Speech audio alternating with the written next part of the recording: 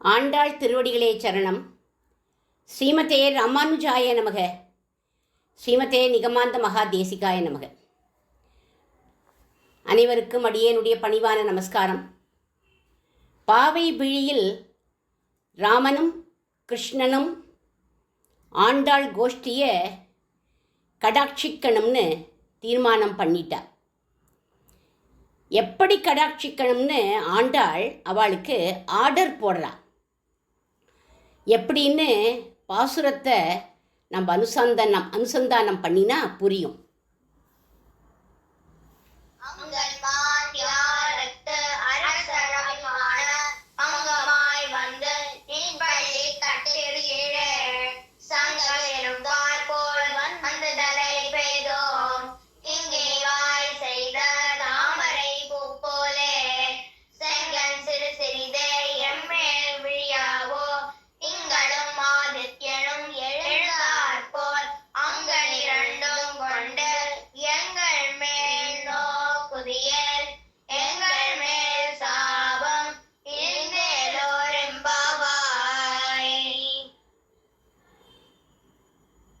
எப்படி கடாட்சிக்கணும்னு ஆர்டர் பண்ணுறா பாருங்கோ.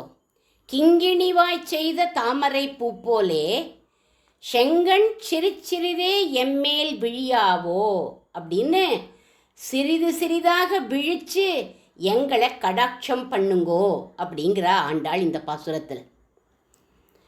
தாமரை கண்ணன்னு தான் கவிகள்லாம் சொல்லுவா.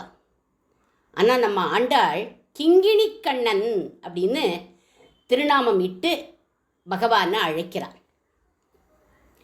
கிங்கிணின்னா இடுப்பில் சதங்கை, இல்லைன்னா காலில் போட்டுக்கிற கொலுசு. இதுக்குள்ள உள்ள மணியை நம்மளால் பார்க்க முடியும். ஏன்னா அது பாதி திறந்து இருக்கும். அது மாதிரி கண்ணனுடைய கண்ணுக்குள்ளே இருக்கிற அந்த கருவிழி, பியூப்பிள் அப்படின்னு சொல்லுவோம். அந்த கருவிழி கிங்கிணிக்குள்ளே இருக்கிற முத்து மாதிரி இருக்கான். அரை தூக்கத்தில் இருக்கிற கண்ணனோட கண்களோட இமைகள் எப்படி இருக்குன்னா மேலிமையும் கீழிமையும் கிங்கிணி வாய் மாதிரி இருக்கு. அந்த கிங்கிணி கண்கள்னால எங்களை கடாட்சிக்கணும். ஒரே தடியாக திறந்து கடாட்சிச்சா எங்களால் தாங்கிக்க முடியாது, எங்களுக்கு அகங்காரம் வந்துடும்.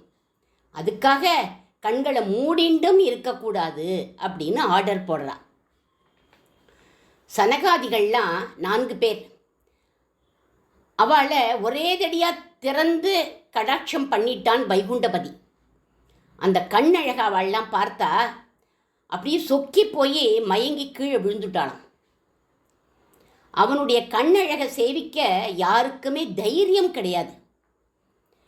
திருவனந்தபுரத்தில் சயனிச்சென்று இருக்கிற அனந்த பத்மநாபனை சேவிக்கிறதுக்காக ஆளவந்தாருங்கிற ஆச்சாரியன் போனார். அந்த அனந்த பத்மநாபனை 3 வாசல்களில் நம்ம சேவிக்கணும். சுவாமி ஆளவந்தார் திருமுடியை சேவிச்சார், திருவடியை சேவிச்சார், திருமார்பை சேவிச்சார், திருமுகத்தை சேவிக்காமல் இறங்கிட்டார். ஏன் திருமுகத்தை சேவிக்காமல் நீங்கள் இறங்கிட்டேள் அப்படின்னு எல்லாரும் கேட்டா, ஸ்ரீ மகாலட்சுமியால் தான் அவனுடைய திருக்கண்களை பார்க்க முடியும், அடியனுக்கு தகுதியே இல்லைன்னு சொல்லிட்டு அவர் இறங்கிட்டார். கரியவாகி புடை பறந்து மிளிர்ந்து செவ்வரி ஓடி நீண்ட பெரியவாய கண்கள் என்னை பேதமை செய்தனவேன்னு அரங்கனுடைய கண் அழகு என்னை மயக்கெடுத்துன்னு பாடுறார் திருப்பானாழ்வார். அந்த விழி எப்படி இருக்கு? திங்களும் ஆதித்யனும் எழுந்தாற்போல் இருக்கு அப்படிங்கிற ஆண்டாள். தியாகராஜர் மறுகேல ஓ ராகவான்னு அந்த கீர்த்தனத்தில் அவர் சொல்கிறார், மறுகேல சராச்சர ரூபா பராத்பர சூரிய சுதாகர லோச்சனா அப்படின்னு அவர் பாடுறார். சூரிய சுதாகரன்கிற இந்த அசாதாரணமான அடையாளமே நீ யார் அப்படின்னு காமிச்சு கொடுத்துடுறது ராமா அப்படிங்கிறார். அதனால நீ ஏண்டா மறுகேலரா, ஏண்டா நீ போய் ஓடி ஒளியற அப்படின்னு கேட்டார். அப்படி அங்கனிரண்டும் கொண்டு எங்கள் மேல் நோக்குதியேல் எங்கள் மேல் சாபம் இழிந்து அப்படிங்கிறா ஆண்டாள். அங்கண் அப்படின்னா கண் அப்படின்னு நம்ம பிரிக்கணும். அழகிய கண் அப்படின்னு அர்த்தம். அழகிய கண்களால் எங்களை கடாட்சி, அப்படி நீ கடாட்சிச்சா எங்கள் மேலே உள்ள சாபமெல்லாம் போயிடும் அப்படிங்கிறா. இவாளுக்கு என்ன சாபம்? கோபிகைகளுக்கு என்ன சாபம் அப்படின்னா, கோகுலத்தில் உள்ள வயசானவாள்லாம் சொல்கிறாளாம், கண்ணனோடையே சுத்தாதீங்கோ அப்படின்னு திட்டுறாளாம் அவள்லாம். அதனால இவா சொல்கிறா, கண்ணா நீ கடாட்சம் பண்ணி அந்த அசூயை போகும்படி நீ பண்ணு அப்படிங்கிறா. கண்ணனுடைய கடாட்சம் பட்டு நளகூபரர்கள் சாபம் நீங்கி போயிட்டான். குபேர புத்திரர்களான நளகூபரன் மணிக்ரீவன் 2 பேரையும் நாரதர் சபிச்சுட்டார். ஏன்னா நாரதர்கிட்ட இவா 2 பேரும் அபச்சாரப்பட்டார். அவ எப்படி சபிச்சார் அப்படின்னா, நந்தகோபர் வீட்டில் வாசலில் மருத மரமாக போய் நில்லுங்கோ அப்படின்னு சபிச்சுட்டார். அது சாபம் இல்லை, அனுகிரகம். ஏன்னா கள்ளுக்கடை வாசலில் மரமாக போங்கோ அப்படின்னு சபிக்கலை, கள்ளு மரமாகவே போங்கோ அப்படின்னு சபிக்கலை. நந்தகோபர் வீட்டு வாசலில் போய் மரமாக நில்லுங்கோ அப்படின்னு விட்டார். கொட்டுற மழையில் வசுதேவர் கண்ணனை கோகுலத்துக்கு எடுத்துட்டு வரத முதல்ல யார் பார்த்தான்னா இவா தான் பார்த்தாளாம். மறுநாள் காலம்பர கோபர்கள்லாம் ஆடி பாடி கழிச்சதையும் யார் பார்த்தான்னா இவா தான் பார்த்தா. கண்ணனுடைய அத்தனை லீலைகளையும் பார்த்த சாட்சி இந்த மருத மரங்கள் தான். உரல்ல கட்டுண்ட கண்ணன் உரலை தள்ளிண்டே மரமா நிற்கிற இவா கிட்ட வரான். கண்ணால் முதல்ல அவளுக்கு கடாட்சம் பண்ணிட்டான் கண்ணன். அதுக்கப்புறம் மரத்து இடுக்கில் பூந்தான். கண்ணன் பூந்த உடனே ஆனந்தப்படுறார்கள் 2 பேரும். இவா உடம்பு அப்படியே சிலிர்க்கிறது. உரல் மாட்டி மரம் முறிஞ்சு போயிடுது. சாப விமோச்சனமாகி 2 பேரும் வெளிப்பட்டுட்டா. கைகளை குமிச்சுண்டு 2 பேரும் சோஸ்திரம் பண்ணுறா கண்ணனை. நம பரம கல்யாண நமஸ்தேஹே விஸ்வமங்கள வாசுதேவாய சாந்தாய யதூனாம் பதயே நமக. வாசுதேவ புதல்வரே நமஸ்காரம். நாங்கள் துஷ்ட சங்கத்தில் இருந்தவா. நாரதருடைய கிருப்பையினால் எங்களுக்கு சத்சங்கம் கிடைச்சிது. எங்கள் காது இனிமே அந்த பழைய பாட்டை கேட்கவே கூடாது. நாக்கு மதுபானத்தை அருந்தவே கூடாது. கோபிகைகள் உத்காயதீனாம் அரவிந்த லோச்சனம் அப்படின்னு பாடுறாளே, அதைத்தான் நாங்கள் இனிமே கேட்கணும், அதைத்தான் நாங்கள் பாடணும். இப்படி சொல்லிண்டு கண்ணனுக்கு டாட்டா காமிச்சிட்டு கிளம்புறாய்வா. இங்கேயே இருக்கணும்னு சொன்னால் ஏன் இவள்லாம் கிளம்புறா அப்படின்னா, இந்த பாக்கியத்தை கொடுத்த நாரதரை பார்த்து சொல்லணும்னு கிளம்பி போகிறாளாம். கிங்கிணி கண்ணன் எப்படி கடாட்சிச்சான் அப்படின்னு பார்த்தோம். இனி ராமன் எப்படி கடாட்சிக்கிறான் அப்படின்னு பார்க்கலாம்.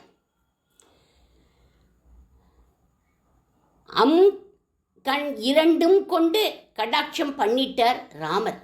யார? அகல்யா தேவிய. சாபம் போயிடுத்து அவளுக்கு. விஷ்ணு புராணத்தில் அகல்யா விருத்தாந்தத்தை சொல்கிற போது மகரிஷி சொல்கிறார், தர்சனம் மாத்திரேன அகல்யாம் அபாபம் சகாராக அப்படிங்கிறார்.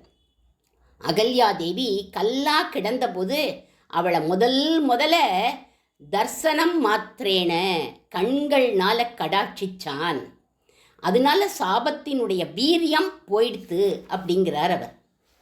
அதுக்கப்புறம் அவரோட சரணத்திலேருந்து ஒரு ரஜஸ், அதாவது ஒரு பாத தூளி அது போய் பட்டுது. அடுத்த க்ஷணம் சாபாஸ்யாந்தாம் உபாகம்ய தேஷாம் தர்சனம் ஆகாதா, சாப விமோச்சனமாகி ஆகதா சாபாஸ் யாந்தாம் உபாகம்ய தேஷாம் தர்சனம் ஆகதா. சாப விமோச்சனமாகி ஸ்வயரூபத்தோட முதல்ல ராமருக்குத்தான் தெரியறா அகலியை. கௌசல்யா அம்மாவை பார்க்கறது போல பார்த்து அம்மா அப்படின்னு அழைச்சார் அவர். இதைத்தான் அதோஷ தர்சனம் அப்படின்னு சொல்லுவா. என்ன அர்த்தம்? யார்கிட்டையும் தோஷம் தெரியாது. அதுதான் ராமருடைய குணம். யாஹி சரண சேவ் அகல்யா உதாரே கௌதம கே படராணி சரண ரஜ மஹிமா மயி ஜானி அப்படின்னு பக்த மீரா அகல்யையோட சாப விமோச்சனத்தை பாடுறார். இப்படி அங்கண் இரண்டும் கொண்டு கடாட்சம் பண்ணினான் ராமன். எம்பெருமானுடைய திருமேனியில் உள்ள எல்லா அவயவங்களை காட்டிலும் திருக்கண்களுக்கு தனி ஏற்றம் உண்டு. திருவடி, எம்பெருமான் இடத்துல இருக்கிற அந்த திருவடி சொல்லித்தான் நான் தான் ரொம்ப உயர்ந்தவன், சரணாகதி பண்ணுறவா பகவானுடைய திருவடியைத்தானே பிடிக்கிறா அப்படின்னு அந்த திருவடி சொல்லித்தான். அந்த திருவடியை நோக்கி பகவானுடைய கைகள் தானே காமிக்கிறது. அதனால கைகளான நான் தான் ரொம்ப வசத்தி அப்படின்னு சொல்லித்தான் திருக்கைகள். கண்கள் கடாட்சம் பண்ணாத்தானே அந்த பக்தன் கையை பார்க்க முடியும். அதுக்கப்புறம் திருவடியை பிடிச்சிண்டு சரணாகதி பண்ண முடியும். அதனால திருக்கண்களான நான் தான் உயர்ந்தவன் அப்படின்னு சொல்லித்து அந்த திருக்கண்கள். இவா 3 பேருக்குள்ள சண்டை. பெருமாள் தான் ஜட்ஜு. அவர் தீர்ப்பு சொல்கிறார்.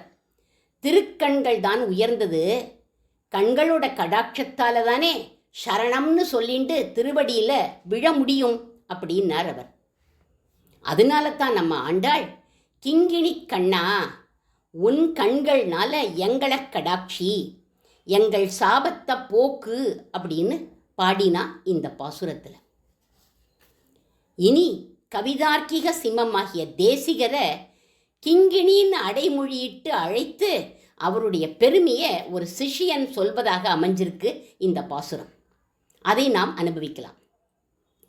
அங்கண்மா ஞாலத்து அரசர் அபிமான பங்கமாய் வந்தனின் பள்ளிக்கற்றுக்கீழே சங்கமிருப்பார் போல். ஞான விகாசத்தை தரவல்ல அழகிய பிரதேசம் இந்த ஞாலத்தில் எது தெரியுமா? பண்டிதர்கள் ஆராயும் வேதலோகம், அதுதான் பிரதேசம். வேத பாஷ்யத்தில் தாங்கள்தான் வல்லவர்கள், தங்களுக்குத்தான் ஞானம் ஸ்பிரிச்சுதுன்னு சில அரசர்கள்னா இங்கே யாருன்னா பண்டிதர்கள், அவள்லாம் கர்வத்தோட இருமாந்து உட்காண்டிருக்காளாம். அப்படிப்பட்ட அபிமானிகள் சுவாமி தேசிகருடைய கிரந்தங்களை படிச்சுட்டு தங்களுடைய அபிமானங்கள் எல்லாம் தொலைச்சுட்டு தேசிகரின் சிஷ்யர்களோட கூட்டமாக வந்து சங்கம் இருக்கார்கள் அப்படின்னு சொல்லப்படுறது. புதிய சிஷ்யர்களான அடியோங்களும் வந்து தலை பெய்தோம், அதாவது உங்களை சிரம் தாழ்த்தி வணங்குறோம் அப்படின்னு சொல்கிறார்கள் சிஷ்யர்கள்லாம். அடுத்ததாக சொல்கிறார், கிங்கிணி வாய் செய்து தாமரை பூ போலே. சுவாமியோடைய கவிதைகளில் கிங்கிணி கிணிகிணி அப்படிங்கிற சிம்ம நாதம் ஒலிக்கும். பாதுகா சகஸ்திரத்தில் நாத பத்ததி, அந்த நாத பத்ததியில் 100 ஸ்லோகம் பாடியிருக்கார் சுவாமி தேசிகன். அதில் பாதுகைகளின் ஓசை மக்களுக்கு செய்யும் அனுகிரகம் சொல்லப்படுறது. முதல் ஸ்லோகத்தில் அவர் சொல்கிறார், ஸ்ருதீனாம் பூஷணானாம் தே சங்கே ரங்கேந்திர பாதுகே மிதக சங்கர்ஷ சஞ்சாதம் ரஜக கிம் அபிசிஞ்சிதம். இந்த ஸ்லோகத்தில் அவர் சொல்கிறார், ரங்கநாதர் பாதுகையை அணிஞ்சுண்டு ஸ்ரீரங்கம் வீதியில் போவாராம். அப்படி அவர் நடந்து போகிற போது பாதுகையில் இருக்கிற அந்த கிங்கிணிகள் கலீர் கலீர் கலீர்ங்கிற நாத துவனியை எழுப்புமா. அந்த துவனியை கேட்ட அந்த ஸ்ரீரங்கவாசிகள்லாம் சந்தோஷப்படுவாளாம். அந்த துவனியே அவளுக்கு எல்லா நன்மைகளையும் கொடுத்துடும் அப்படின்னு சொல்கிறார் சுவாமி இந்த பாதுகா சகஸ்ர ஸ்லோகத்தில். பாதுகா சகஸ்திரம் பூர்த்தி ஆன உடனே கவிதார்க்கிக சிம்மங்கிற விருதை அரங்கனே சுவாமிக்கு வழங்கி சந்தோஷப்பட்டார். இப்பேற்பட்ட சிம்மநாதத்தோடு ஒலிக்கும் கிரந்தத்தை திருவாய் மலர்ந்தருளிய தாங்கள் தாமரை பூ போல கோமளமானவர் அப்படிங்கிறார்கள் சிஷ்யர்கள். செங்கண் சிறுச்சிறிதே எம்மேல் விழியாவோ, அடியோங்களை படுத்தவல்ல ஞான பாகங்களை, ஞானத்தோடு கூடிய அந்த பாகங்களை, அந்த கிரந்தங்களை அடியோங்களின் புந்தியில் புகும்படி தாங்கள் அனுகிரகம் பண்ணணும் அப்படின்னு விண்ணப்பிக்கிறார்கள், பிரார்த்திக்கிறார்கள். திங்களும் ஆதித்யனும் எழுந்தாற்போல் சுவாமியினுடைய ஸ்ரீசுக்திகள் திங்களைப் போல குளிர்ச்சியான பகவத அனுபவத்தை தரவல்லவை. ஆதித்யனைப் போல தத்துவார்த்தங்களில் உறுதியாய் நிற்கும் தன்மையை தரவல்லவை அவைகள். அங்கனிரண்டும் கொண்டு எங்கள் மேல் நோக்குதியேல், குளிர்ச்சி தத்துவார்த்தங்கிற இந்த 2 நிலைகளை தரவல்ல கிரந்தங்களை அடியோங்கள் அனுபவிக்கும்படியும் அடியோங்களுடைய புந்தியில் புகும்படியும் தாங்கள் எங்களுக்கு அருள் புரியணும். எங்கள் மேல் சாபம் இழிந்து, ஒரு பிரபன்னன் இந்த தேக முடிவில் தான் மோட்சம்னு கேட்டுருக்கான். அந்த மாதிரி கேட்டுண்டபடியினால இங்குள்ள காலம் வரை கர்மாக்களை அனுபவித்தே தீர வேண்டும். அதைத்தான் சாபம் அப்படின்னு சொல்கிறார்கள். என்ன கர்மாவை நம்ம இங்கே அனுபவிக்கிறோமோ அதுதான் சாபம். ஆனால் அந்த கர்மாக்களின் வீரியம் குறையும். எப்பொழுது அப்படின்னா சுவாமி தேசிகரின் கிரந்தங்களில் நம்ம ஆழங்கால் பட்டு திளைக்கும் போது அந்த வீரியம் குறைஞ்சு போயிடுமா. இதை சில மகான்கள்லாம் கண்கூட அனுபவிச்சிருக்கார்கள். இதைத்தான் எங்கள் மேல் சாபம் இழிந்து அப்படின்னு காட்டுறார்கள். சுவாமி தேசிகனே சுபாஷித நீவிங்கிற கிரந்தத்தில் சொல்கிறார், ஆச்சாரியன் 2 கண்களாலும் கடாட்சிக்கணுங்கிற அவசியமே இல்லை, ஒரே ஒரு கண்களால் கடாட்சிச்சாலே பரமசிவனுடைய 3 கண்கள், பிரம்மாவுடைய 8 கண்கள், இந்திரனுடைய 1000 கண்கள் எல்லாம் சேர்ந்து டோட்டல் 1011 கண்கள் சேர்ந்து கடாட்சம் பண்ணாலும் ஆச்சாரியனின் ஒரு கண் கடாட்சத்துக்கு ஈடாகாது அப்படிங்கிறார். சுபாஷித நீவியில் சுவாமி வேதாந்த தேசிகன் சொல்கிறார். கண்ணபிரானும் இதை நமக்கு காண்பிச்சு கொடுத்துருக்கான். சாந்தீபினி அவர்கிட்ட குருகுல வாசம் பண்ணுறான் கண்ணன். ஸ்லேட்டில் எழுதுகிறான். அப்போல்லாம் அந்த காலத்தில் ஸ்லேட்டு தான் இருந்தது. இப்போ தான் பேனா, பென்சில், நோட்புக்கு இதெல்லாம் இருக்குது. அந்த ஸ்லேட்டில் எழுதுகிறான். அடுத்த நாள் அதை அழிச்சுட்டு எழுதலாம் அப்படின்னா அது அழியவே மாட்டேங்கிறது. உடனே குரு சொல்கிறார், என்னடா 2 நாளாக சமத்தா இருந்த, இன்னைக்கு உன்னோட குறும்பை காண்பிக்க ஆரம்பிச்சுட்டியா அப்படின்னு கேட்டார். அப்போ சொல்கிறான், அவள்லாம் அழிச்சுட்டு வராளேடா அப்படின்னார். அவளை மாதிரி நான் இல்லை அப்படிங்கிறான். நான் எழுதின எழுத்து அழியவே அழியாது அப்படிங்கிறான். ஏன்? ஹரீனாபி ஹரேனாபி பிரம்மனாபி சுரைரபி லலாட லிகிதா ரேகா பரிமாஷ்டும் ந சக்கியதே அப்படின்னு ஸ்லோகம். இதில் சொல்கிறான், தலை எழுத்த பெருமாளாலையும் அழிக்க முடியாது அப்படின்னு சொல்லப்படுறது. ஸ்லேட்டில் எழுதினதை என்ன பண்ணினான் கண்ணன், கங்கையினுடைய தீர்த்தத்தை கொண்டு வந்து அழித்து பார்த்தான், அழியலை. ஹரித்வாரத்துக்கு போனால் அந்த தீர்த்தத்தை கொண்டு அழித்தான், அழியலை. அலகாபாத்துக்கு போனால் அந்த தீர்த்தத்தை கொண்டு அழித்தான், அப்பையும் அழியலை. சரஸ்வதி நதிக்கு போனால், காவேரிக்கு போனால், சேது ராமேஸ்வரத்துக்கு போனால், எங்கே போயும் அந்த எழுதின எழுத்து அழியவே இல்லை. அப்போது சாந்தீபினி சொல்கிறார், இங்கே வாடா பயலே, நான் ஸ்நானம் பண்ணுற குளத்துக்கு போ, அந்த தண்ணியால் அழி அப்படின்னார் அவர். உடனே அந்த தீர்த்தத்தினால அழிச்சான், அழிஞ்சு போயிடுது. உஜ்ஜைனில் அங்கபாத்துங்கிற இடத்துல இருக்கு அந்த தீர்த்தம். உஜ்ஜைன் போனால் அந்த இடத்துக்கு போய் சேவிச்சுட்டு வாங்க. ஆச்சாரியன் திருவடிப்பட்ட தீர்த்தம், அதனால அழிஞ்சு போயிடுது. ஆச்சாரிய பாதுகை சம்பந்தப்பட்ட தலையில எழுதியிருக்கிற தலையெழுத்து அழிஞ்சிடும். தலையெழுத்தே அழியிற போது பாபம் சாபம் இதெல்லாம் எம்மாத்திரம் அப்படின்னு கண்ணனே இங்கே காண்பிச்சு கொடுக்குறான். இந்த பாசுரத்தை நம்ம தினமும் சொன்னால் நமக்கு ஆரோக்கியம் கிட்டும், விவாகம் ஆகாத குழந்தைகளுக்கு விவாகம் ஆகும், செல்வம் கிட்டும், பாபங்கள்லாம் தொலையும்.